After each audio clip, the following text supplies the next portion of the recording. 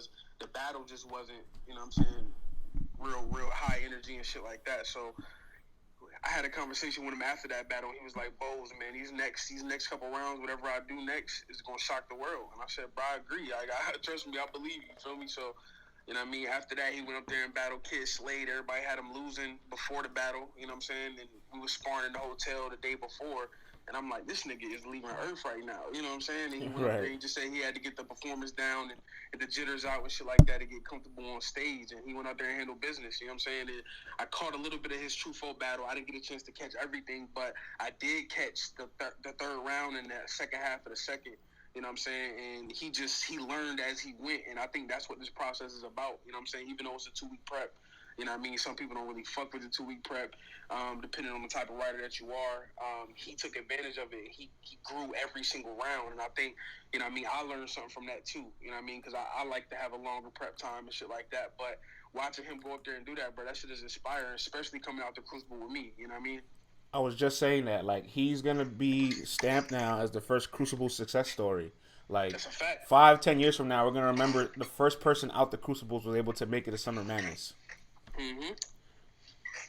And I think that That's a speaks. fact. I think that speaks volumes to the entire process because I feel like there's been a lot of negative connotation around it because nobody really knows what's going on. A lot of you guys are up and coming. A lot of you guys are new. Some people are like you.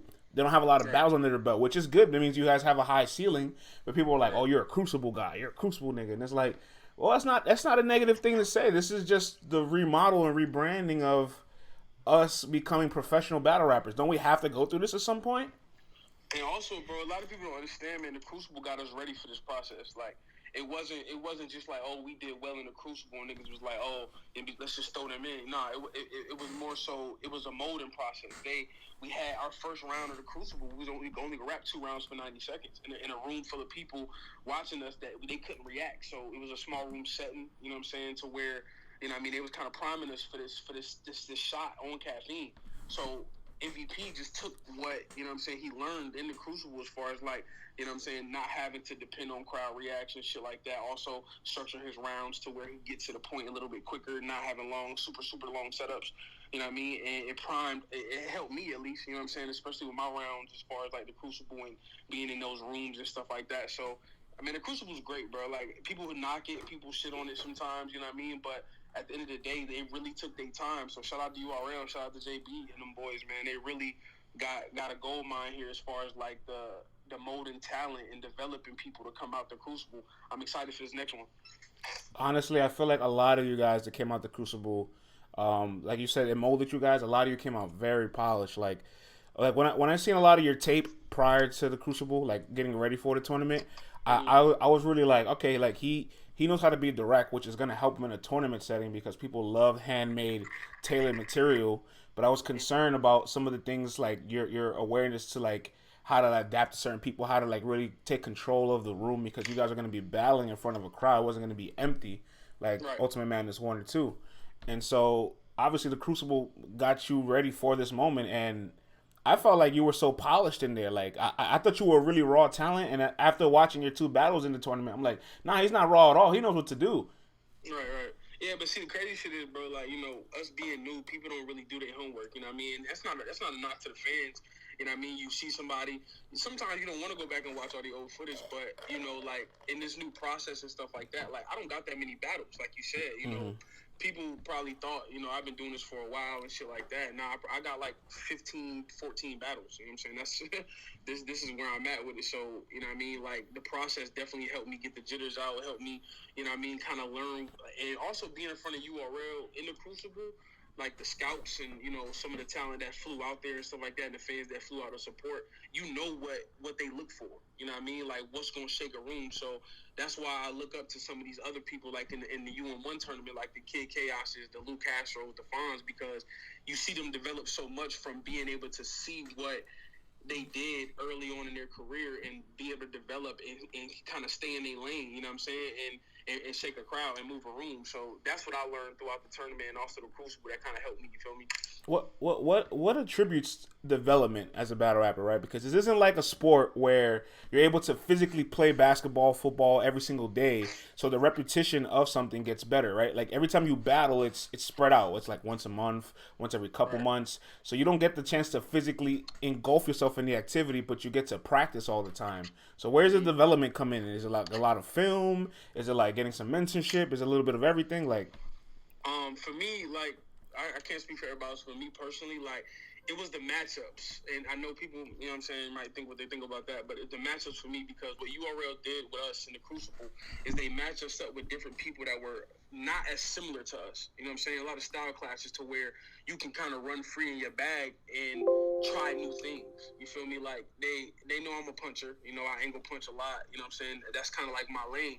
But being able to battle different people, I was able to take niggas on walks, kind of talk about some street shit. Also, be a little bit funnier, you know what I'm saying? Crack some jokes, things like that, to soften up the crowd, things like that. So the matchups for me, every round that I went up, would allow me to explore a little bit more of my craft, you know what I'm saying? And not have to stay in a box of what I'm usually doing to get to this point, you know what I mean? So, and also, I do study film. Like, I watch my battle probably every day, bro. You know what I mean? Like, past battles and things like that on what worked, what didn't work, what cadences worked, what, you know what I'm saying, pockets worked as far as, like, different rounds, structure. You know what I'm saying? Structure is very big in battle rap as far as, like, you know what I'm saying? Because you can lose somebody in a round. You can kind of just be random and just have a whole bunch of random gun bars, a whole bunch of random shit that don't connect. And then you can kind of lose some of those battle rap fans that have been listening for a while, that have been invested in the culture, who like that shit. So, you know what I mean? For me, it is studying game tape, but also the matchups is what really helped me as far as development. nah, man, I can tell that you study the tapes for sure. And we've talked previously before your next battle. I was like, you're smart, you know what I'm saying? You kind of have high IQ, not just in the ring, but you kind of know how to follow the narrative that's gonna help you leading into the battle. And I really enjoyed your promo run a lot. Like you made me a really big fan of yours. So I'm like, yo, he gets it. He gets it. Word. I appreciate that. Yeah, man, the promo is different for me too. I'm not gonna lie, because you know with URL and the Crucible, you know they tell you talk to the fans, man, pop out. You know what I'm saying, chop it up and shit like that. Because I'm a real secluded person, bro. I don't deal with people like that, and I really don't be out on the scene all the time. I done been through a lot of my life. You feel me? So I really be chilling, and battle rap was kind of like my avenue out of that. You feel me? Like it was a way to get out my aggression, my anger, and shit like that, and not have to be out here doing dumb shit. So being able to talk to the fans and connect with people, you know what I mean, that's something that's new for me, and it's been helping me, you know what I'm saying, grow a fan base, people fucking with me, when people can actually have a conversation with you and connect with you and relate to you on things that you've been through in your life and shit they go through, you know what I'm saying, like that's where you get a fan base and people start fucking with you. So that's also another development tip that they kind of provided us is, you know, talk to the people, pop out, you know what I'm saying, have conversations. You know what I mean? See what the people say. It's funny you saying that, right? Like, see what the people say. But I saw you had an interesting tweet last night. You were like, after Ultimate Man is 4, I realized battle rap fans are different. They are, bro. please expound on that. Like, what leads you to believe that, like, yo, these guys, these fans are out of this world? They're different, man, because, like, you know, perfect example. The reason I said that because I stumbled in my second round versus next. You know what I mean? Yeah. I took it to heart. You feel me? I was pissed off about that. But then I saw a conversation the other day. You know, about stumbles and chokes and the difference between being able to stumble or choking around. What's the difference? You lose the round, shit like that. Yeah. And I'm just reading some of the comments, and I'm just like, I see like half the people saying, you know, if you stumble, you automatically lose the round. Some people say if you stumble, you know what I'm saying, but you get it back, it's fire. You feel me? Like I give you the round. And that's not just the only topic, but I just see battle rap fans kind of switch their mindset every now and then. You know what I'm saying? It's kind of like, what have you done for me lately, you know, in your last battle? You know what I'm saying? You could kill a nigga in the first round of the tournament, then get to the second round of the tournament, and it be different because you take a different approach, and then people have a different opinion about you. You know what I'm saying? So that's more so what I was talking about. Battle rap fans are different. It wasn't in a bad connotation, a good connotation. It was just more so, you know what I'm saying? I'm learning a lot about the culture and how people think, you know what I'm saying, and what they want to hear, and you feel me, like how their approach when they watch battles and what they take from it. You feel me? Yeah, no one's loyal to the battle rapper. They're loyal to the moment. So like they'll love you one performance and hate you the next, and all it takes is one performance to get them right back. But I agree that I feel like the ideology for a lot of fans is never the same across the board. Like they never have a standard of what they agree with. It changes between person to person. Like Right. some people will definitely get away with certain things, and the energy is not kept the same across the board. Like I think we all know this, and that's why Mm-hmm. everybody is the way that it is. It's a fact. My favorite That's is a when fact. an account pops up on Twitter with like less than 10 followers, and you check their bio, and the account was just made in August 2021, and they Facts. have the answers to everything that you've been doing wrong. And you're like, all right, like did you just created this? Whose burner account is this? Right, bro. You be like, you be taking like, listen, yo.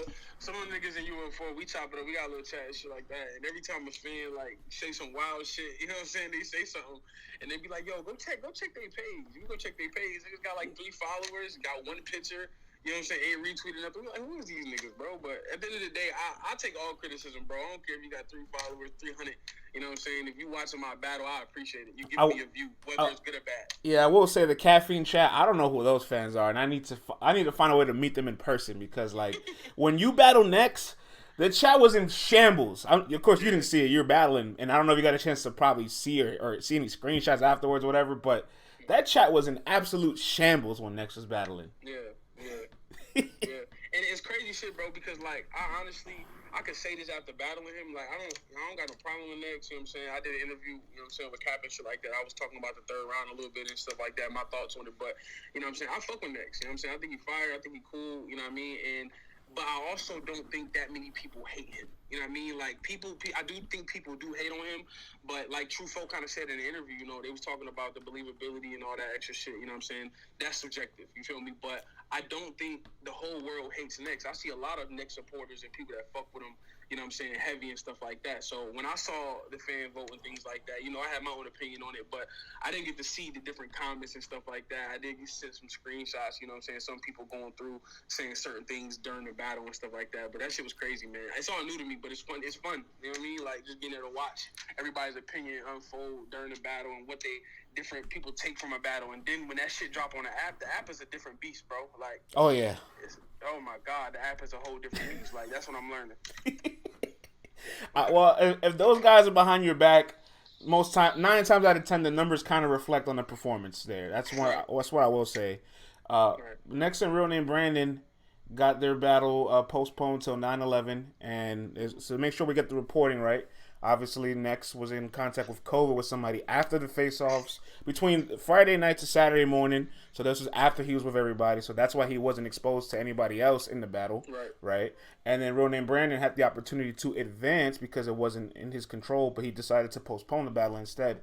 What was your thoughts on the entire situation now that we know all the concrete facts? I'm gonna kind of play devil's advocate a little bit. I'm gonna kind of give a view from both sides because as a battle rapper, you know, you have to deal with narratives. And Real Name Brandon made a good point the last time he was up here. You know, no matter what, he's gonna deal with narratives because he got pushed through the last round. Then this battle's being postponed. But I do respect him for, you know what I'm saying, not saying just push me through to the final round. Because as a competitor, you want to earn that shit. You know what I'm saying? You want to get up there, show your talent. You want to be able to show, you know what I'm saying, why you here, why you're in the tournament. You know what I mean? And it kind of happened with me, the same shit with Next. I was offered no crowd. I was like, nah, fuck that, bro. We're going to do a crowd. You know what I'm saying? I don't want no freebies. Like, this is the West. You know what I'm saying? I don't give a fuck how many niggas in the room. We're going to do it. You know what I mean? So I respect that. Now, all the shit surrounding the situation with Next and they saying he a plan and all of this, it does look kind of weird. I'm not going to lie to you. You know what I'm saying? As a battle rap fan, it looks weird. Like, damn, you know what I'm saying? Something's always happening with Next. You know what I'm saying? Like, something's always every single round. Like, he has not escaped. Like, it's like every round of the tournament, it's like, how can we hate him more? And he's like, hold my beer. I'm going to make you hate me more. Facts. And it's weird because, like, you know, the other UMs, we didn't have to deal with this. This is kind of, like, new for everybody. You know, like, correct me if I'm wrong, but, like, the UM 1, 2, and 3, it wasn't backouts. It wasn't people getting pushed through. No. Niggas was battling, you know what I'm saying? So now we get to this tournament, and then, you know, the connotations surrounding Next, you feel me? Like, it's definitely negative, but I could see where people are a little hesitant, like, damn, bro, like, what's going on? This nigga is kind of getting freebies. But then also on the battler side, you know, if the nigga got COVID, he got COVID. You know what I mean? Like, you can't, we in a world right now where COVID is a big deal. Niggas is dying out here. So at the end of the day, you don't want to expose yourself. But then on the other hand, you looking like, yo, you was at the face-off. So, you know, at the end of the day, bro, it's people gonna paint whatever narrative they have. We don't actually know everything that happened. Right. You know, Brandon came up here and kind of, you know what I'm saying, gave us a little bit of the, you know, what happened and shit like that. He didn't know the battle was canceled before, you know what I'm saying, anybody else. Next knew first, nobody else knew. So, you know what I mean? But from both sides, at the end of the day, you can form your own conclusion, but it does look weird as a battle rap fan, but also I understand the battle rapper side. If you got COVID, you got COVID.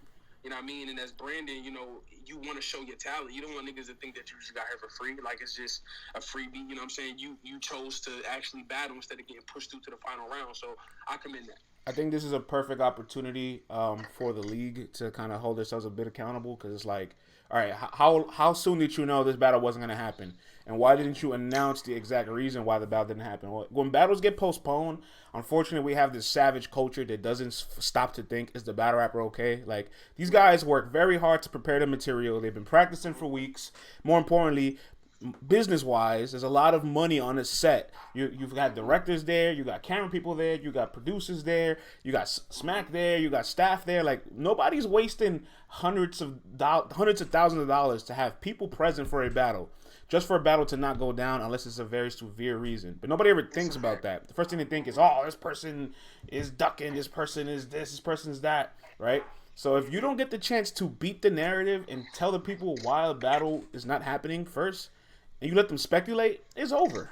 Right. That's how narratives is created. Because, like, I do feel like on the behalf of URL, you know what I'm saying, that they could have something, you know what I mean, said something. So we, like, gave the people some type of information to hold on to. But, at the end of the day, it's a business. They want to run it a certain way. So, I mean, you can't really say nothing about that. But I do think as a battle rap fan, just speaking from that perspective, I would have liked, some type of information as to what's going on. But speaking on this same topic, I do feel like MVP, they should have pushed that battle back. They should have just pushed. You had enough battles on the card to where people were going to still tune in and see, you know what I'm saying, on Caffeine. But I think if you push that battle back, you know what I'm saying, it would make sense to push Truffaut and MVP back. And then everything is back on track. Nothing can be unfair, you know what I'm saying? So, but that's just my opinion. It puts everybody in a weird position. I don't feel like Real Name, Brandon, and X have this drastic advantage over MVP like everybody's saying. Like, yeah, sure, they know they're battling MVP, but they still have a battle to get through before they can start to really hone in on crafting material for him. You know what I'm saying? Right. You can start writing for somebody, but if you got a battle to take care of, it's no point. Like, that doesn't matter. So that's one. Right. And then now everybody has 2 weeks instead of 4 weeks for Summer Madness. And that defeated the purpose of having this window to begin with. Like, none of you guys have battled in front of thousands of people yet. So the league wanted to give you guys the optimal most time to have the best opportunity to have a good performance on this magnitude of a stage. And that's been taken away. And I know the battle's going to be crazy now. Like, I know it's going to be... It's too much to talk about, bro. You know what I'm saying? Like, as a battle rapper, when shit like this happen, whether you're an opponent or whatever, you start automatically thinking about current event bars and shit like that. Like, I think the battle is going to be worth the wait. You feel me? In my opinion, I think it's going to be crazy, especially for the West. But, as a battle rapper, bro, their material was done. They was ready to battle as far as, like, that day. So, when you give them extra time, they're going to really be dangerous, you know what I'm saying, as far as their battle. And then, you can come up with shit for MVP that's generic, different things you see, you know what I mean? So, it goes both ways. So I don't think it's a drastic advantage, but I do think they do have a little one up, you know what I mean, because they're able to prepare and write shit for MVP, you know what I'm saying, if they choose to. The one thing I will say, though, I know Brandon got into an accident the weekend of the second round, so he had to stay in LA for a couple of days, and he only had 5 days to write for next. Like, I know that really hindered his process, and he didn't even want to use it as a crutch or an excuse, so he didn't even complain about it. But his Piranha material, which we will never get a chance to hear, like, in a tournament setting, you guys are going to have eventually some kind of bars that are general, some kind of bars that are filler. Like, some of that some of that material that you probably crafted for Piranha could have been moved to next. We'll never know, obviously, but, like, his second round against Swervo, that whole fashion scheme, like, that's not tailored to Swervo, and that shit was incredible. So that could have been used for anybody. Yeah, that's something that he jotted down, you know what I'm saying, a while ago or something, or probably in the process of writing for Swervo, and then, you know what I'm saying, used it. Like I said, as a battle rapper, for me, I write every day, bro. Like, every day. If I see something, I'm going to go ahead in my pad and I'm going to jot it down. You know what I'm saying? Like, but like you said, I'm a very direct battle rapper, so I always try to tailor it and find a way for it to fit my opponent. You know what I mean? So, but yeah, that shit was crazy. I did like that bar. It's funny how direct you are. Like, when you had your first round for next and you had all the Dylan flips, PTSD, dealing with trauma, Dylan. I laugh because his name is Dylan Roots, and you had all these Dylan flips, but he's called a plant, and you didn't use the root. What happened there? I didn't want to spin that, bro. Like I'm gonna be honest, like You had certain it. It was things. right there for you. I know, man. I know, but like certain things, I didn't want to touch the whole plant situation like that shit. I didn't. If you notice, all three of my rounds, the only thing I talked about that was in the public was the Rock situation. That's the only thing I really touched on. Everything else, bro, like I wanted to be different. I wanted to be able to beat him and not have to spin certain narratives. You know what I'm saying? Like, you feel me? Like that. Like people get points like for battling certain battlers where they've had angles used on them so many times, and you get up there and you don't use that shit. You know what I'm saying? You don't use that to your advantage. So I wanted to be different, like I said. And to be honest with you, if I wanted to go, if I could go back and choose no crowd, I would. But you know what I mean? Like I just didn't want to. I didn't want to touch that situation at all. Oh, that would have been a whole nother situation. Then it would have been like, well, why the crowd was going? Like, you can't avoid it. You can't avoid the criticism no matter what, right? Like, no matter what. Yo, man, what's some of the conversations the league is having with you now? Like, I'm sure everybody's excited. You're definitely gonna be in rotation. Rookie versus vets for a lot of the Crucible guys is coming up, right? I'm not sure. I don't know what's going on with the rookies versus vets situation yet, but I have had some calls. You know what I'm saying? I might have a conversation with Luke Castro soon. I might have a conversation with Fon soon. I might have a conversation with my guy Elijah Straight soon. You know what I'm saying? Jay Kruger. You know what I mean? Shout out to Elijah. He's in the building. Oh yeah, me and him chopped it up. You know what I'm saying? So me and Swervo might have a conversation. It's a lot of different options on the table. It depends on what the fans want to see. URL is very smart. They can easily just book a matchup, you know what I'm saying, and force the people or to watch it, you know what I'm saying, put it on the caffeine or something. But, they definitely like battles who have some momentum behind them that people actually want to watch, you know what I mean? A lot more people going to tune into a battle to where they think that the competition is equal or, you know what I'm saying, it can go to one either way compared to somebody just getting bodied. So, you know what I mean, the names that they putting in front of me, you know what I mean, like I definitely am excited about. And I think that I'll have some good battles with all of them. I just got to keep my momentum going. I know you don't really have any picks and don't really have the, I guess, position to make any says as to who's your opponent, but are you more in preference of staying, like, clashing with people in your class right now, or do you want to, like, be tested and have somebody that's, a bit of a higher rank and level than you right now in the league? I mean, I like unity, man, and I think us as a Crucible, as those Crucible guys that came out the class and the whole new RL movement, like, I would prefer not to battle them right now. I want all of us to get our name up together, and then when we do battle, it's going to make more sense. You know what I'm saying? We all came up together. We all, you know what I'm saying, took on a new era and shit like that, and we got our names to a profile that matters. And then now, you know what I'm saying, we can battle each other and we can talk about the Crucible shit. We can talk about this journey together.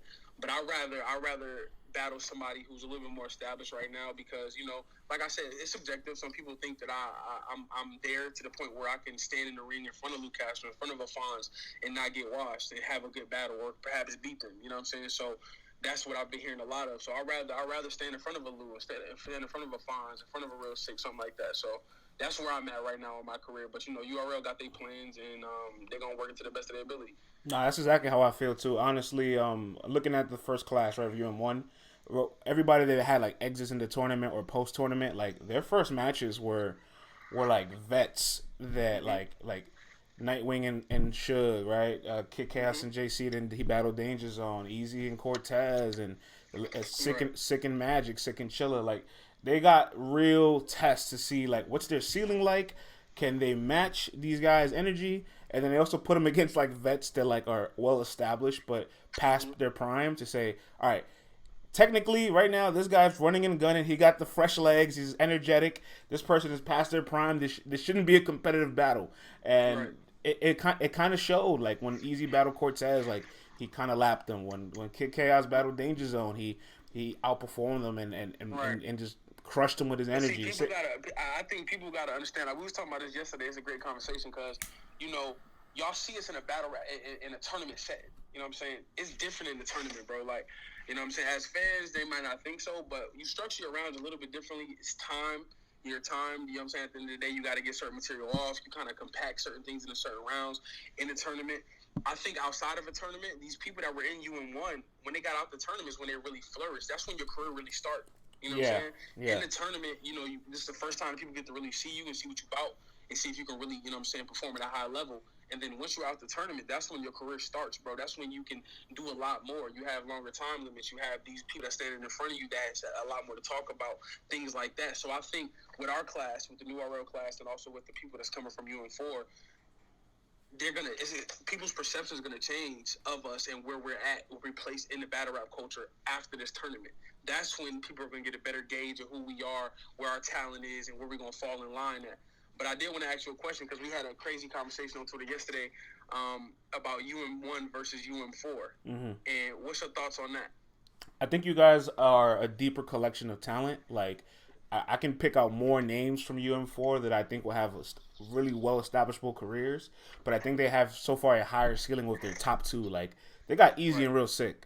Like, those two guys are having the best starts of their career than anybody else can have. Like, these guys are, like, just statistically and historically so far what they're doing, like, they're in very special, rare categories of, like, names of, like Easy just now is, like, in conversation with people like K-Shine, DNA, Hollow, like, just from things that he's accomplished so far in the league. So as far as ceiling, they might have an overall higher ceiling, but as far as collection of talent, you guys have a deeper roster. I agree. Somebody made that point. I think it was Bambino yesterday. He made that analogy. He was saying, just throwing out all the names and stuff like that. And, UM1 has a lot of stars, you know what I'm saying? As far as you talking about the Real Six, you talking about the Kid Chaoses, the Lou Castro, the Fonz, the Easy to Block Captains. But I definitely agree that our class is a little bit deeper, bro, as far as, like, longevity, you know what I'm saying? Now, it's subjective if you think somebody's going to be a star or not, or going to be top 5 or Mount Rushmore eventually, shit like that. But as far as right now, collectively, our talent pool is amazing in my opinion, you know what I'm saying? But I think a lot of people is going to kind of start being on that bandwagon once this tournament is completely over, you know what I mean? Do you think anybody from your class can make it to Nome next year? Yeah, I'm going to keep it real, bro. Like I said, the people that in my mind, even coming from the Crucible and what I'm seeing on Twitter and the fans and who they fucking with and stuff like that, Kid Slade, that's my dog. You know what I'm saying? He definitely has a high ceiling as far as his talent. You know what I mean? MVP, of course. Myself, I think Swervo as well. Elijah Straight, definitely. You know what I'm saying? I think those names are even J2. You know what I mean? Like, it's so many, bro. Like, I can't even give you a direct answer on who, because I think a lot of people is gonna shock the world. Like, when we get out of this tournament, it's gonna be a lot of head turning, and people gonna be like, "Damn, like, I didn't even know this nigga get crazy like that." You know what I'm saying? So, I think after this tournament, I'll have a better answer for you. But I do think a lot more people from this class and from this tournament will be on those bigger stages sooner than some of the other people maybe, you know what I'm saying, the previous ones. There's also some people in the past of Ultimate Madness 1 and 2 that had a ton of success in the tournament, even won their tournaments. Post their tournament run, have not won a single battle on the app yet. Like, Fonz and Holmesy, I love their runs in the tournament, and it's definitely historical. It's in the history books now, but they haven't won a one-on-one battle since their battles in the tournament. Like, so what is that a reflection of as well, when you have all this tournament success, but you're struggling to have it outside? I'm not saying they're not successful, but, like, they haven't gotten over the hump or have dominant performances like their peers. Well, some people, I think, bro, is meant for a tournament. Like, certain styles and certain ways that you go about things in a tournament, it just fits people better. You know what I'm saying? Fonz is a puncher. You know what I mean? You in a tournament with a 2 minute, 30-second round, you're going to pack a lot more in there compared to somebody that's a schemer, compared to somebody that's an angler, you know what I'm saying? Mm-hmm. I just think that some people are meant for this tournament setting, you know what I'm saying, a little bit better. MVP is meant for this setting. This is what he does, you know what I'm saying? Like, he's able to come up with material on a short, you know what I'm saying, week and make it effective. Not saying that other people aren't, but I just feel like, in this tournament, some people are just meant for this. And not saying that they're not going to do good outside the tournament, but they just were able to take advantage of it better by their style and the way that they kind of, you know what I'm saying, put themselves out there. So I think, you know what I mean, like with Fonz, I think Fonz is crazy fire, and I think he was able to stand in front of some of these vets and put up a great fight. Some people think he won, some people think he lost compared to some of these vets, but in the tournament, that nigga looked unstoppable, bro. You know what I mean? Like, he looked crazy, but as soon as he got out of the tournament, it's a different mindset. And some fans don't understand that. They think, oh, if you could be in a tournament, you know what I mean, on caffeine, it's gonna be the same thing outside of it. No, it's completely different. Our writing process and our prep is gonna be totally different from a regular battle booked on maybe an app event or a regular caffeine card compared to a tournament for $25K. Now, the hunger is definitely greater, I think, because you want to win that bag. You know what I'm saying? But I think you can do a lot more outside of the tournament as far as like structure and things like that. That's in my opinion. Man, the tournament for you guys, it almost like not to downplay it, it almost feels like summer league because you're with your peers, like all the Yeah. sophomores and rookies of the league, and then Mm-hmm. after summer league, like you're in the league, like now you're battling the people that've been here 5-10 years. Right. So, Right. Yeah, it's crazy, man. Like it's wild, man, because we definitely make each other better. You know, I don't know how the other classes are, bro, but this new RL class, you know what I'm saying, this UM4 class, like, we are close, bro. Like, a lot of us fuck with each other. A lot of us, you know what I'm saying, like, you know what I mean, like, give each other advice and fuck with each other. So I think it's going to be a little bit different, like I said, after this tournament. man, I've been following like the PG classes from the beginning of it all, and there's so many special classes. The 2011 class, John, JC, obviously Magic, Rosenberg, Bill Collector, then like some underrated classes like the 2015 one, like Mike P, Av, Jerry West, Emerson Kennedy, Bangs, Tink the Demon. You know, then you go to like the real special classes holding it down right now. 2016, Twerk and Geechee is in that class. Chef Trez is in that class. Fast forward to you guys, the first Crucible class. I think no matter how you guys pan out, because everybody will always do the comparison things, you guys are historic just for being the first Crucible class, and we're going to remember you guys for that. Like, 3 Crucible classes down the line, people are going to be looking at Boze like, oh, I got to follow Boze's blueprint model for success in the league. Right. And that's just crazy, bro, because, like, you know, people knock us all the time. I don't know why niggas think being a Crucible nigga so bad, bro, because, like, you know what I'm saying? Like, the process in... I take pride in this because I was the first ever Crucible pick, bro. Like, a lot of niggas don't know that. Like, the first ever Crucible pick was me. Like, on the app, if you go to it, North Carolina dropped first. You know what I'm saying? I'm the first name that Smack called. Some niggas might think that shit is like, oh, whatever. But I hold on to that. I take pride in that. You know what I'm saying? Like, so, you know what I mean? And then I was in the last PG class, which is weird. And the last PG class and the first Crucible class was a month apart. You know what I mean? I actually wasn't going to do the Crucible at first. You know what I mean? And so I'm glad I did because I turned it down initially and I was like, I don't know what this is. And then Troy Martin and Tara and some of the scouts that know what the fuck they talking about was like, nah, bro, you definitely got to, you know what I'm saying, pop out for this Crucible because it's a development thing and you're going to have a lot of eyes on you. You know what I mean? So I take pride in it, man. The first Crucible class is going to forever go down in history. Yeah, that last year between the PG and the Crucible transition was a little rocky because you had like Truffaut and MVP who did PGs that year, right? But then you also have Ace, Swamp, and Real Sick that did PGs that year, and Kid Chaos. And it's like, wait, hold on. If we were all in the same group, like I can't be that far away from those guys, right? Like, I know you probably don't feel like they're leaps and bounds ahead of you. Nah, man. Like I said, you know, shout out to Kid Chaos. It's Carolina shit. But I do feel like, you know, some of these people like have been battling for a while, man. Like it's crazy because you know people think that time equates talent and it doesn't.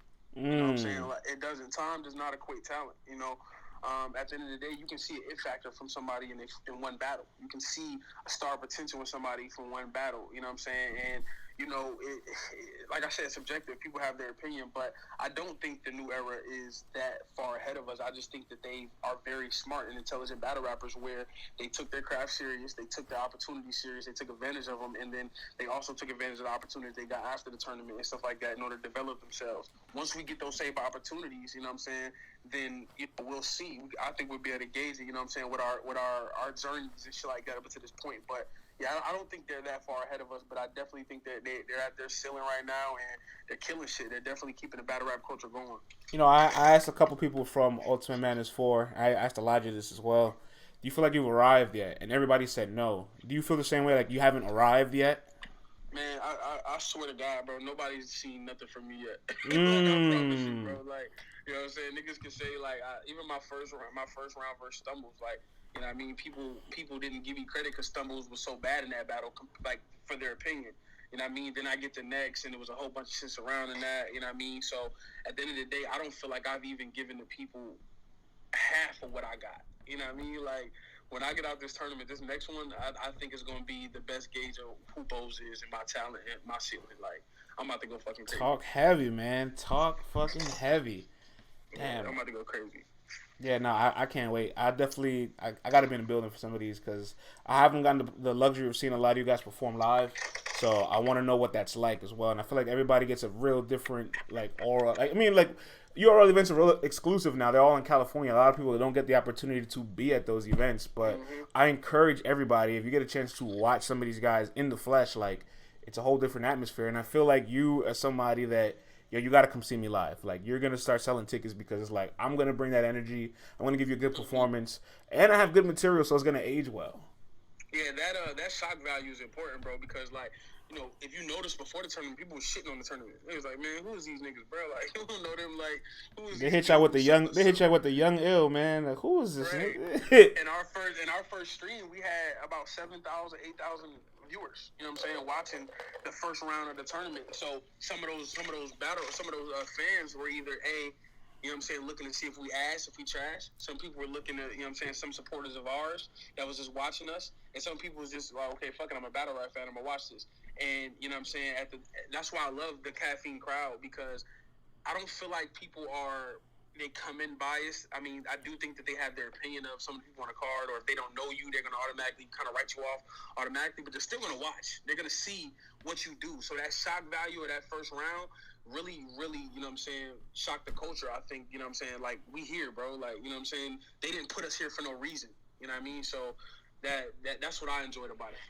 You have any short-term goals, like, as far as I want to touch a Born Legacy stage, I want to headline a card, I want to make it to this? Like, do you have any short-term goals or like little checkpoints and checklists that you want to start hitting off as you progress? I think in an industry like this, bro, you can have goals, but it's all about how the culture moves and what you do. You know what I'm saying? Because you can be the best rapper in the world, but people don't take to you. You know what I'm saying? They don't want to follow you or want to see all your battles and stuff like that. So I think I'm just gonna kill whoever in front of me at this point, bro. Like, when I get to the level of, you know what I'm saying, people really fucking with me and wanting to see me versus some of these bigger names and stuff like that, then I think I'll have better goals. But I don't have any right now. I'm here, you know what I'm saying? I worked hard to get here. I put a lot of blood, sweat, and tears to be on this stage, to be in front of these crowds, and I'm just gonna kill whoever they put in front of me. I'm not gonna set myself up, you know what I mean? That's why I don't talk a lot of shit, bro. Like, if you watch my face-offs with these niggas, bro, I don't be up here like, you know what I mean? You talk some shit. You talk some shit. A little bit, but I don't be up here like, you trash, you garbage, da-da-da. Like, I'm just that nigga, you know what I'm saying? Because nah, but you got a different type of shit talk. Like, you got a nice little sarcastic asshole, like yeah, you know what I'm saying? Like, I like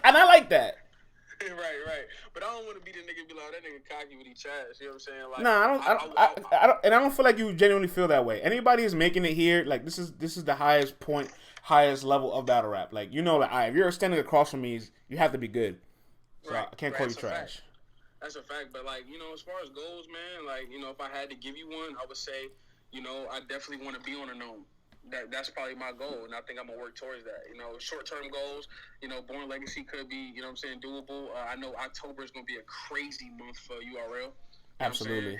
Hit, you know what I mean, for the fans in the chat and stuff like that. Like, October is going to be probably one of the best months ever, probably in battle rap history, and I stand on that. So, you know what I mean, if I'm able to be a part of that and stuff like that, that's probably a short-term goal. But, you know, I'm just waiting on the call back, man. Whatever they got for me, I'm just ready to work, man. I just, like, once you get on that stage and you get that adrenaline rush and you see how people take to you, if they fuck with you or not, you just want to keep proving people either wrong or right. You know what I'm saying? This is why I'm a Boze fan. This is why I'm not a Boze fan. Okay, well, now you're going to be. You know what I mean? So, like, that's really my short-term goal, is to take advantage of all the people that I'm in front of and give them, you know what I'm saying, the best show I possibly can. Nah, man, you're real likable. I think the people really gravitate towards you, and I have no concerns about how you're going to take advantage and capitalize with the fans. Salute to Greedy Gotti, my guy, every fucking meme in the building. Thanks. Hey, Elijah, you can hear me? He can hear you. That nigga, I need to holler. I ask him a question real quick. Hey, Elijah, you hear me? He's not a speaker, but he can hear you. Okay. Well, shit, you need to holler at me, bro, because we got to have that conversation, man. we got to figure out what's going on, you know what I'm saying? You my dog. And the crazy shit is, bro, me and Elijah, like, throughout this whole process of the Crucible and even with the UN4 shit, like, I was talking to that nigga every week, bro. Like, you know what I'm saying? Like, Elijah's one of my favorite battle rappers. You know what I'm saying? He's in my class, you feel me? But, you know what I mean? We got to have that conversation. Him and Swervo too. Swervo's my dog. I think he don't get the recognition he deserves. You know what I mean? And I think he definitely proved a lot of people wrong this last card. You feel me? So, man, Swervo's a guy that, like, has all the components, but is just figuring it out right now. And when that guy figures it out, he is going to be dangerous. Man, this nigga is, I call him the walking haymaker, bro. The nigga he's just relatable. Like, the shit he talks about, you know what I'm saying, you're able to really relate to, whether you a drug dealer, whether you a nerd, whether you whatever. Like, he has that real versatile material to where you can, you know what I'm saying, do that. So, shout out to Swerve, man. Shout out to that boy. Shout out to Stumbles, too. Stumbles did his thing, you know what I'm saying? That's what battle rap is about, bro. You take a loss, you take, you know what I'm saying, whatever, you know what I'm saying, and then you come back and you are 10 times better than what you were before. And I think Stumbles took advantage of that. He did what he had to do, and now some people even forget that he got his ass whooped the first round. You know what I'm saying? So he came back and did his thing and went crazy. So shout out to Stumbles, shout out to Swerve, and shout out to a lot of straight, man. I think the people like your class a lot, and even the previous class a lot as well, is because you guys are real coachable. Like, obviously, like, the PG process in the past was so, like, it lacked so much transparency, had so much politics. People would win or have good performances and not get opportunities or not be in certain places. So everybody was real confused about it or bitter. And a lot of other people also kind of, like, some people skipped the process, right? Like, shout out to Loso, a couple B-Dot. A couple people were special cases and anomalies. And so they were able to build themselves away from it. And plus, at the time, URL wasn't pigeonholed to the app. You guys are, like, real coachable where it's like, yo, whatever I need to do to get to the next level, I'm gonna do it. No complaints, no nothing. And I will say this though. I don't mean to cut you off. My bad. Like, with the app, bro. Like, I love the app. Don't get me wrong. I love the app. But YouTube, I love YouTube, bro. Like, YouTube is my shit because when I was building my name, even with my PG and stuff like that, you know, I got a lot of fans don't have the app, bro. You know what I'm saying? Like, a lot of people that watch these battles on Caffeine live, that don't mean everybody got the app. Like, in the building, you know what I'm saying? They say I lost the next, but you know what I mean? Like, on the app, on the Caffeine app, I was beating him by 1,100 votes. Even on the URL app, up until yesterday, I was winning on the app. You know what I'm saying? So it's just like, it's a difference between, you know what I'm saying, the fans that do have the Caffeine app and watch it live, and then people that have the app. I think they need to bring back YouTube drops, man. I know they just dropped Mook versus Rock, so shout out to that battle. But I think for this upcoming talent, you know, you need to put us in front of as much people as possible and let them make the decision if we, you know what I'm saying, if we good enough to stay or if they want to fuck with us. You know what I'm saying? So YouTube, I think they definitely need to bring that back. Yeah, nah, I feel you a lot on that, and I think they need to definitely utilize it. But, like, they have an app, iBattle has an app. The two leagues with apps are able to produce 30 plus events a year, and before the app, they were only doing like 12 events a year. So, like, they sacrifice the accessibility for the economy for the rappers and the roster they have. So, like, it's a give and take for sure, but without a doubt, they can definitely utilize it. They can't just not use it. You know what I'm saying? Whether it's trailers, whether it's one round at a time, or a battle way later down the road, or even just the Crucibles. I personally don't think the Crucible should be on the app. That should be on YouTube, at least. Well, I agree. And I think it should been a multi-drop. I think they should drop them on the app and YouTube, because some battles on the Crucible, like, a lot of people didn't see me versus Royalty. You know what I'm saying? Like, me and Royalty was one of the best Crucible drops. You guys are in a classified category in the app. Like, you guys aren't even on the front page. Right, that's what I'm saying. It don't even go into my stats, like my reactions and wins and losses. Like, I didn't get nothing from that. So, you know what I mean? But do you agree with that, by the way? Do you agree your Crucible battles shouldn't apply to your stats? Let's talk about that. I think it should, man. I think it should. You know, like, throughout this process, if you're talking about a journey, you know, even with the Kid Chaos and the people in the previous classes and stuff like that, their PGs are on there. You know what I'm saying? Some of their PG drops, if they were good enough, are go towards their stats, their win-loss ratio, their reactions and shit like that. So I do think it should. I mean, even if it was terrible and bad at the time, you know, you take it on the chin, you keep it pushing. You feel me? Like, but I do think that it should go towards our stats, because that me versus Royalty, if you go into the URL app right now and you go to search and you type Crucible, it has like collections where all of our battles and shit. Go down, watch that Royalty versus Boze the Bambino. That shit is wild.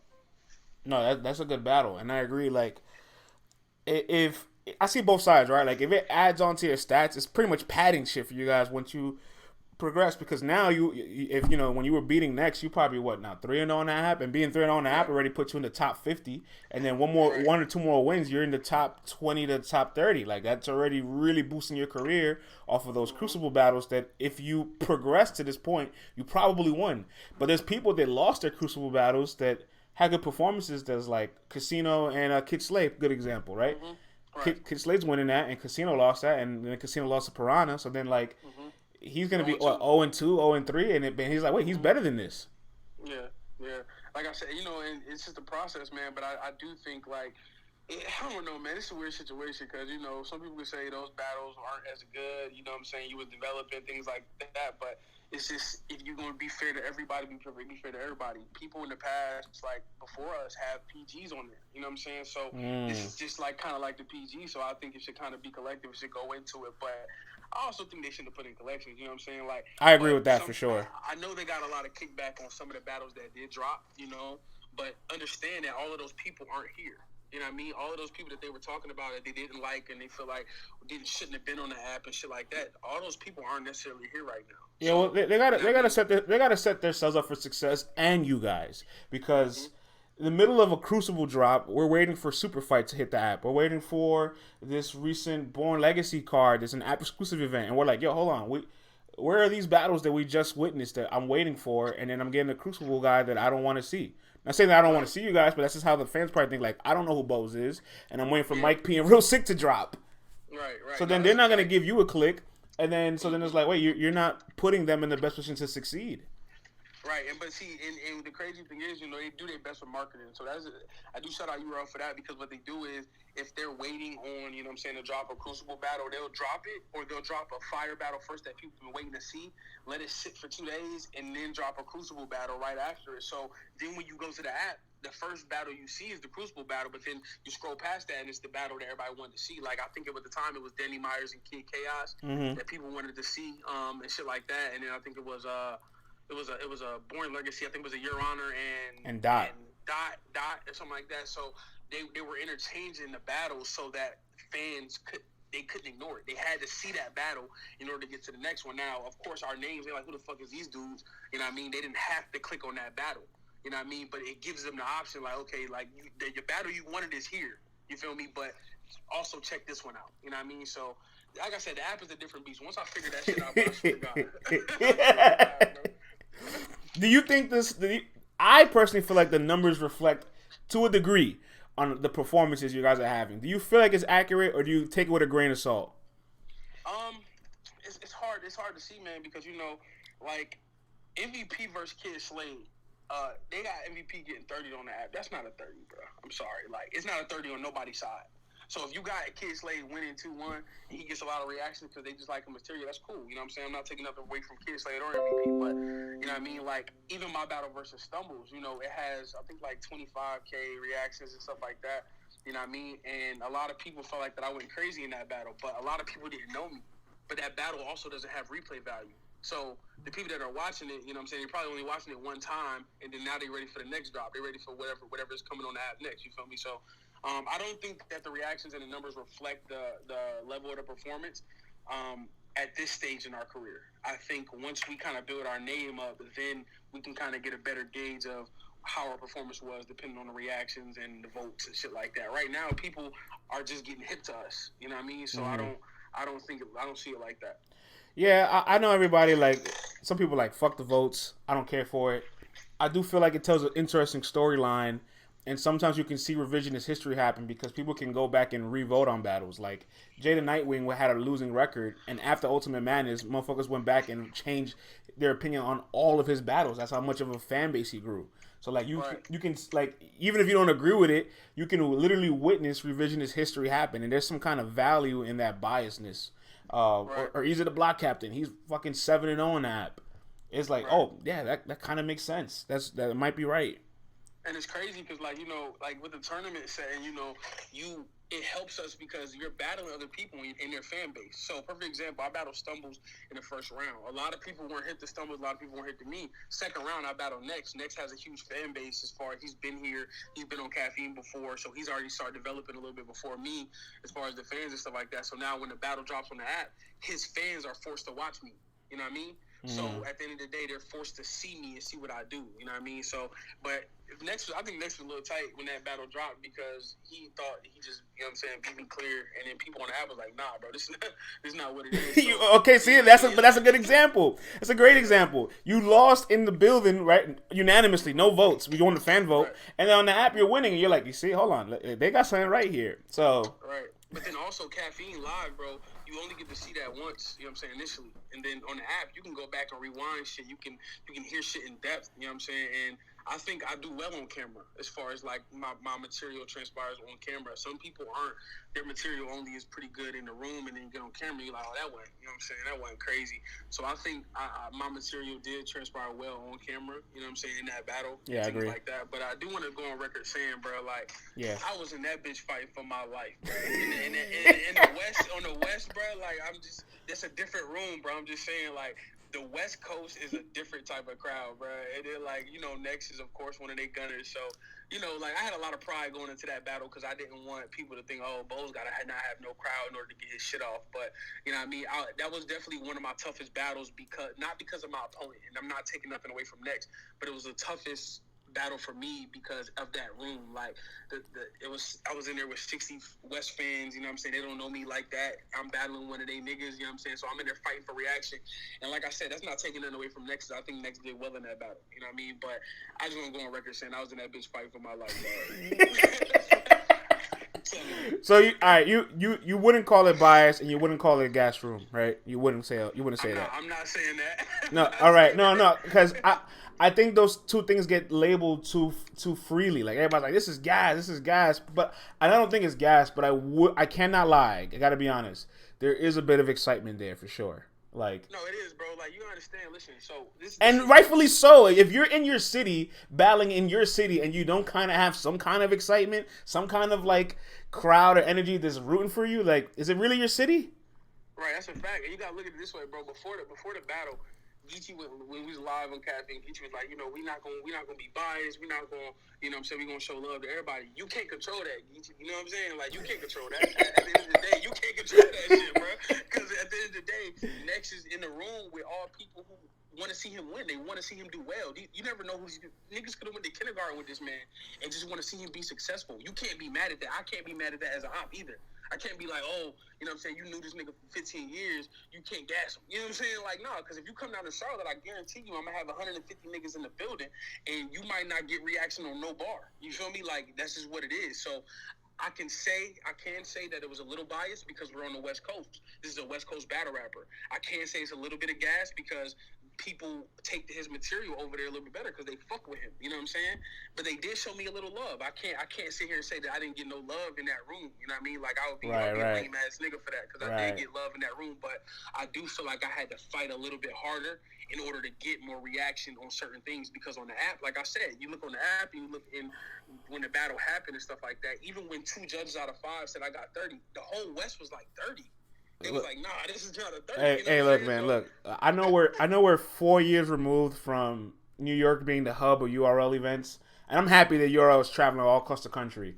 But I don't want to hear. I love New York because it really wasn't biased. Like, New York battle rappers got booed all the time for out-of-towners. Midwest people would come, and I would see NY battle rappers get booed for Midwest battle rappers. Tay Rock was damn near the staple of New York. Like, DNA got booed against Tay Rock. Hollow the Don damn near almost got a little bit of boos or backlash from bars not landing against Tay Rock in New York. Yep. So, like, New York was as fair as it gets, in my opinion.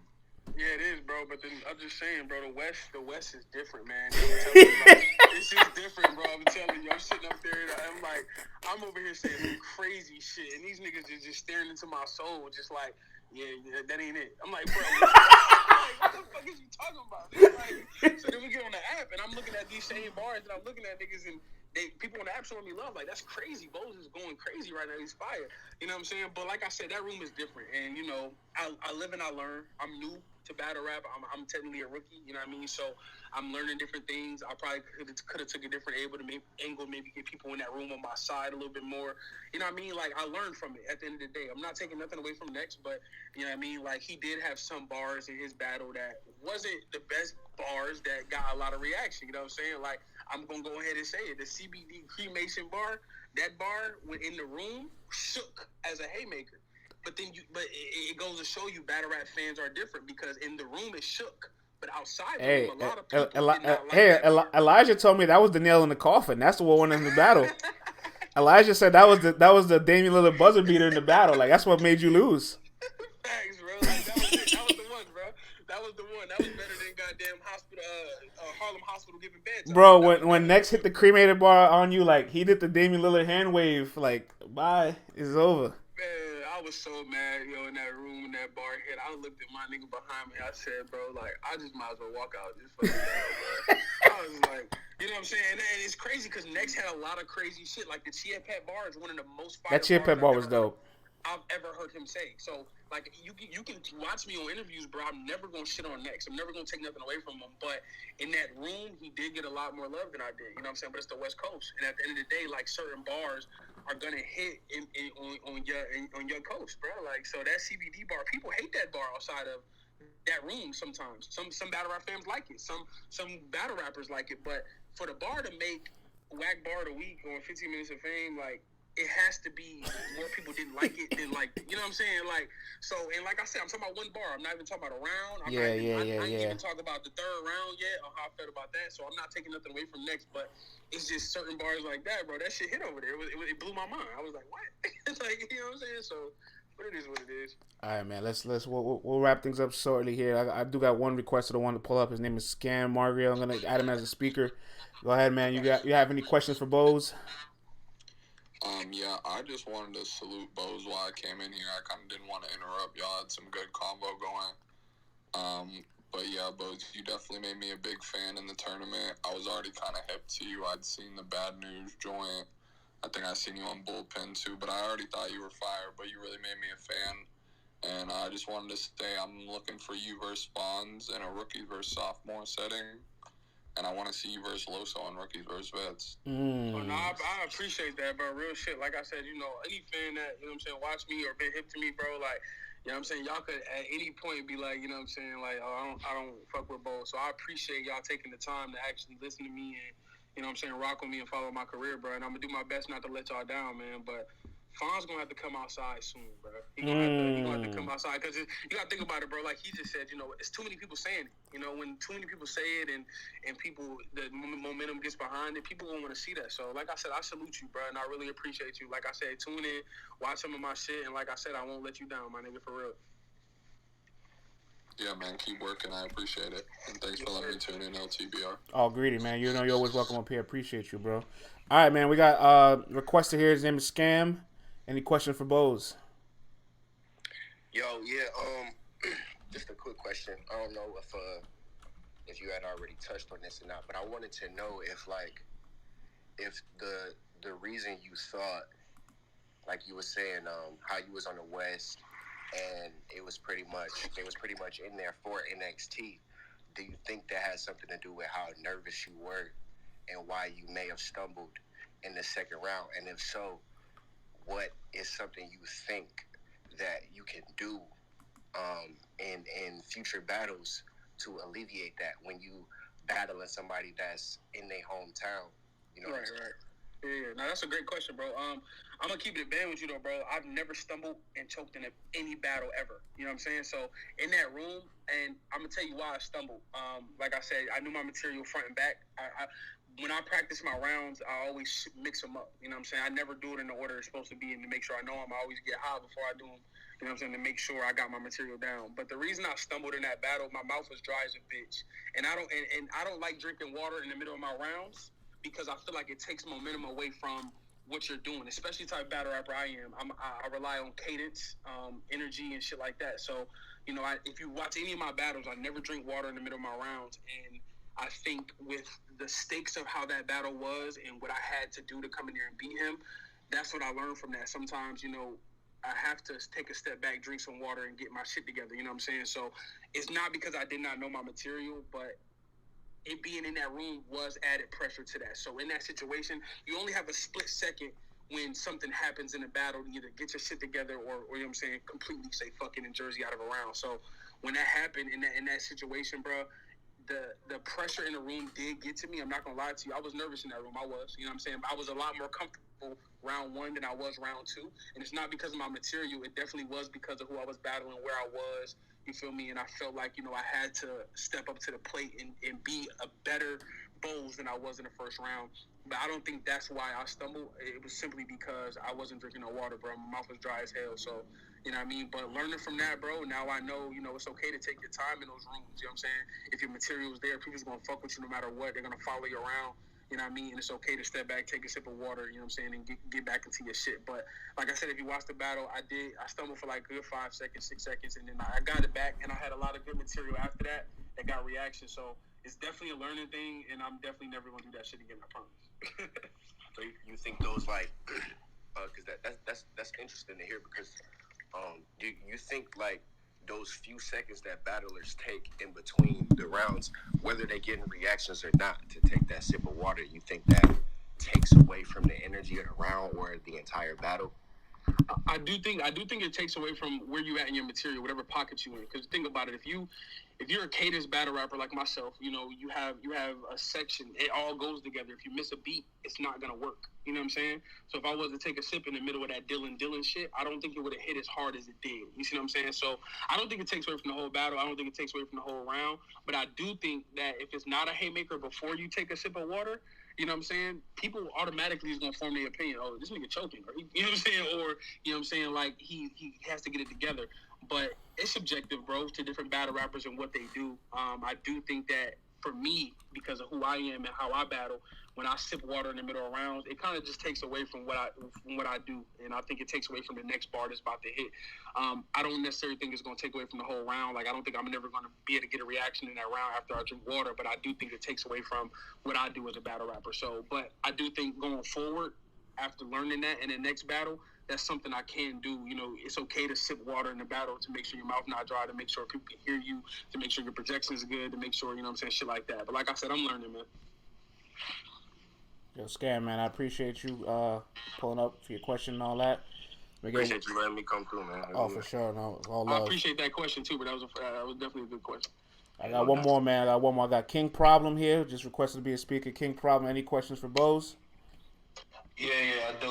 Let's talk. I appreciate you having me on. What's up, Greedy Gotti? You know what I'm saying? Being in a room with you is in the third. Hey, Boze, the question is, my question is a two-parter. All right, playing devil's advocate a little bit.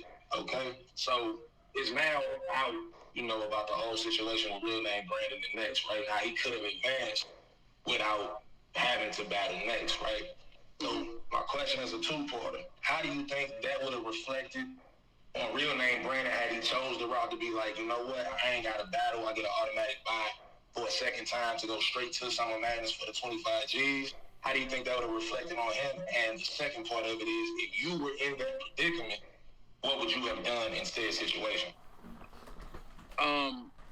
As far as first of all, that's a good question. As far as like the reflecting on real name Brandon, I think that because of the shit that's surrounding the West and the whole, you know, is rigged and all of that shit like that, if he would have went to the next round and not battled, people would have been pissed. You know what I'm saying? But looking at it from a battle rapper standpoint, bro, it's 25K. You know what I'm saying? At the end of the day, it's not his fault the battle got canceled. It's not his fault the battle didn't go down. So as a battle rapper, it's like, you know, you have that option to go forward or do the battle. But also, West is his homie. Like, they both on the West Coast, they want to put on for the West. So I understand why he wanted to do the battle for the West Coast and also do the battle for the tournament to show people that he belonged there. You know what I mean? But I think it would have reflected bad on him from the fans' perspective if he just would have skipped through the round.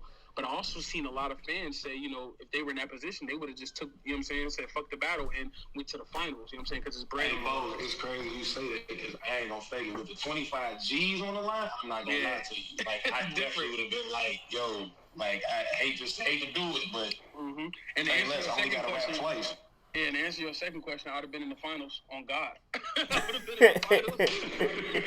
I would have been in the finals because at the end of the day, I fucked with some of these niggas, you know what I'm saying, and it would have been cool to have a battle. But the only people that's in this tournament from Carolina was DG and Truth Watson. If it wasn't one of them, then I'm in the finals. I would have just went ahead and went through the battle because I showed up. You flew me out there. I took time out of my life to write for the battle. So if you can't do the battle, that's not my fault. So I would have been in the finals with MVP on God. Facts. I appreciate you answering my question. Yeah, definitely, bro. Hold it down. Hey, I'm not gonna front, Boze. You said as a competitor, like, you want to earn it. So I don't know, like, and he already skipped one battle, so I'm sure he's like, damn, one battle, I'm in Summer Madness, like, they're gonna kill me for this. Yeah, that's a fact. I mean, but at the end of the day, man, you know, it's that bread. Some people are in different positions, man, different situations in real life. Like, battle rap is not real, bro. Like, but the thing is, he would have came into Summer Madness with everybody being upset, out of his control, which they already are right now, and he wouldn't have had a fair chance. I mean, I agree, but that's why judges are in place because it is. That's why they took away the fan vote, bro. Like the fans, it didn't. I hate to say this, I really do, but it didn't really matter what the fans thought at that point because you have a judging panel, so they're judging you to rap. They're not gonna judge you off of what happened previously and shit like that. You know what I'm saying? They're gonna judge the battle. Hey man, listen, if there was a fan vote, you might have been in the tournament still because Next wouldn't be here. He would have lost to Elijah. Then you and Elijah would have got it popping, and who knows? So I'm gonna keep it's a big sliding door. If Stumbles would have had the performance that he had against Swervo against me, and I still 30'd him, I would have beat Next. Straight like that. If Stumbles had the performance he had against Swervo against me, and I still caught a 30 against Next, I think I would have won. You know what I'm saying? And that's just saying from the perspective of people. You know, the fan vote definitely fucked with it, but even from the fans' perspective, like, you know, I mean, from the judges' perspective, you know, like maybe they would have thought a little bit differently about some of the material that I had and what I did in that room. But you know what I mean? Like, I agree, bro. You know what I mean? Like, my favorite part about the fan vote is that everybody complained about it the week prior because Swamp had beat T-Top on the fan vote and Swamp choked in 2 rounds, and then Elijah loses to Next and the fan vote has him winning, and they're like, "No, this is a robbery," and it's like, it's y'all fault. Y'all complained and cried last week, and y'all got it taken away, and now y'all want it back. Right, bro. But the crazy shit is, though, you gotta understand, the reason they took the fan vote away is because we're new. Nobody knows us. So they thought it was going to help us because just depending on the judges. But, you know, you can be a fan in one battle. You know what I mean? Like, at the end of the day. So people will start following people in the tournament once they see them the first time. So I think the fan vote definitely could have helped a lot of people. But I also think, like, you know, you can't hate on somebody's opinion. Whatever they think, you know what I'm saying? Opinions, everybody got one. You feel me? Like, whether you like the opinion or not, they don't, you know what I'm saying? Everybody got an opinion. So, like I said, back to where I kind of said earlier, like, people always think people hate on Next, but no, that's just their opinion, you know? It's also some people's opinion that he's the best thing since fucking Geechee Gotti, you know what I'm saying? And it's subjective. People have an opinion. So, the fan vote, I was pissed. I'm not going to lie, because if 1,000, 1,100 people felt like that I won the battle more than he did, and we had a pretty big fan vote. It was in the 2000s, 3,000s, I think, you know what I'm saying, for the vote. So a lot of people was watching. So if 1,100 people more think that I won the battle, you know, and then I got 5 judges in the room to say I lost, you know what I mean? Like, I did feel some type of way about it, but I enjoy the fan vote, bro. I enjoy all type of criticism, whether you hate me, you love me, you watching my battle, you giving me a view at the end of the day. So I love it, man. Mr. Bambino, man, we're looking very much forward to the rest of your bright career. I appreciate your time today, brother. Yes, sir. I appreciate it. Hey, everybody in the chat, man, y'all follow me on IG, Boze_Bambino. Go check out my PG versus Nick G, and also go check out me versus Bad News. You know what I'm saying? Far Out. Remember that name because that shit going to be big on the big stage one day. But I appreciate you. Let's talk battle rap, man. Definitely, you always show respect and love to me, man. And like I said, whenever you need me to pull up again, just holler at me. All right, Boze. Salute, my brother. All right, bro. Hold it down. Everybody tuned in, man. We appreciate you coming in on the Twitter Spaces. We'll be uploading this on all streaming platforms. You get the chance to hear it back on iTunes, Spotify, and on YouTube. So you get a chance to listen to the interview again if you got a chance. If you didn't get a chance to listen to the whole thing now, Boze is definitely he's dope, man. He studies the game tapes. People that work hard will always be successful because hard work will always be talent. And I'm looking forward to see what they do rookies versus vets for these guys, man. But we're going to get up out of here for the rest of the day. Salute to everybody. We'll be back tomorrow on Caffeine, 10:30 a.m. Eastern Standard Time. Appreciate y'all.